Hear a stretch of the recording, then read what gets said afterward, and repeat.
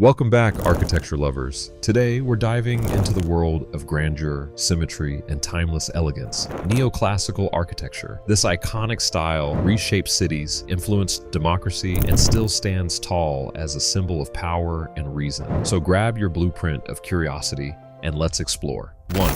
Origins of neoclassical architecture. Imagine a world overwhelmed by the extravagance of Baroque and Rococo, ornate, decorative, and dramatic. But then, bam! The mid-18th century arrives, and architects hit the reset button. Neoclassicism emerges as a response, bringing back the clean lines, symmetry, and order of ancient Greece and Rome. Inspired by the Enlightenment, this movement wasn't just about aesthetics, it was about ideals, democracy, reason, and civic virtue. 2. Early neoclassical architecture. Let's start with a masterpiece, the Pantheon in Paris.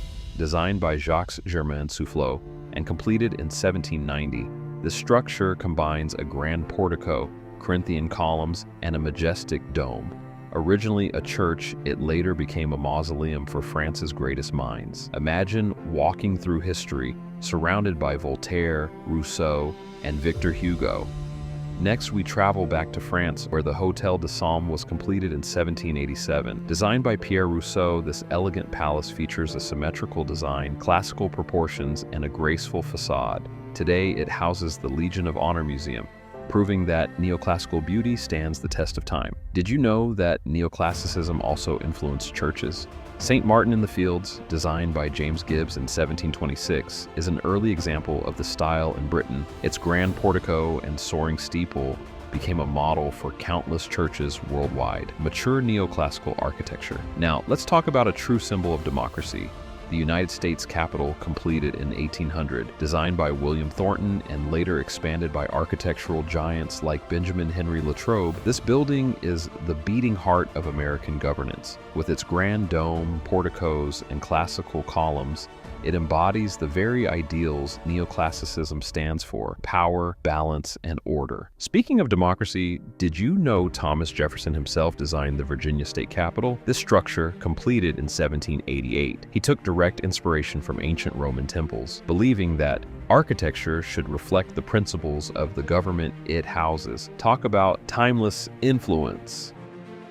And across the channel, we have the British Museum in London, completed in 1852. Designed by Sir Robert Smirke, its grand entrance and colonnade scream classical inspiration. If these columns could talk, they'd have centuries of stories to tell. The museum itself became a symbol of knowledge and enlightenment, housing some of the world's most important artifacts. Neoclassicism wasn't just about government buildings, it also influenced palaces. The Royal Palace of Caserta in Italy, completed in 1845, is a stunning fusion of neoclassical and Baroque elements.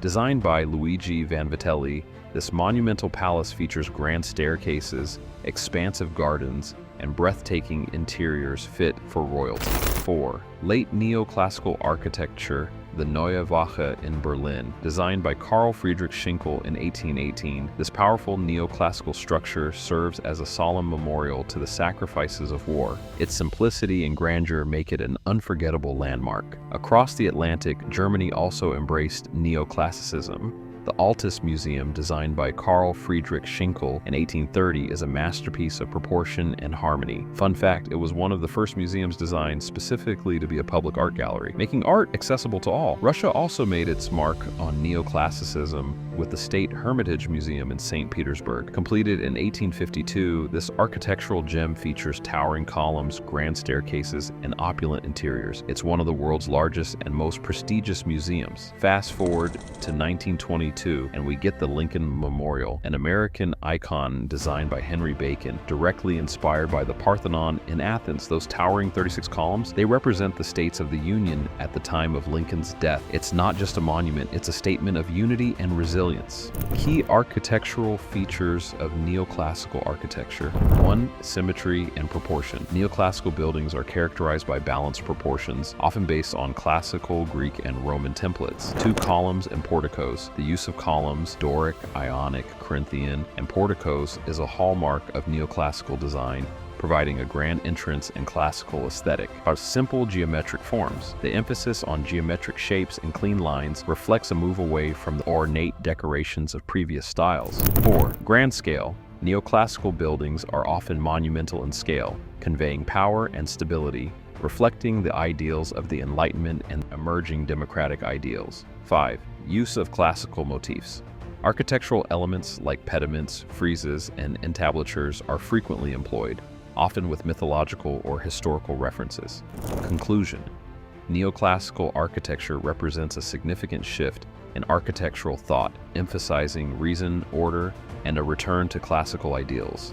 Its influence extended well beyond the 19th century, shaping the architectural landscape of many nations and inspiring subsequent movements, including Beaux-Arts and modernism. Neoclassical buildings continue to be celebrated for their grandeur, elegance, and cultural significance, reflecting the enduring appeal of classical forms and ideals in architecture. And that's a wrap on our whirlwind tour of neoclassical architecture. I hope you enjoyed it. Let me know in the comments which neoclassical structure is your favorite.